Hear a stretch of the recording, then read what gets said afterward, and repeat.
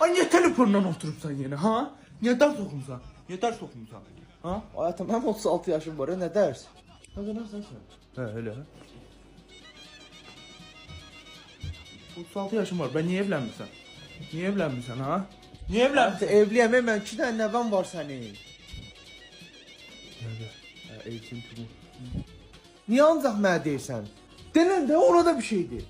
Tüm gün telefon elinden düşmür. Niye ona bir şey demişsən? Ay sen hiç onu bilsen nağarı. Günde online lat oynuyor. Qadasını aldığım günlük 50 man pul kazanır. Qadan alırsan. Allah Allah'a sana sözüm yok. Ay. Bəs yaxşı. Zibillərini yatmırsan. Niyə atmırsan zibillərini? Atarım da. Ba-da-ba-da-ba-dee-da-da-dee-da-da-da-da-da-da-da.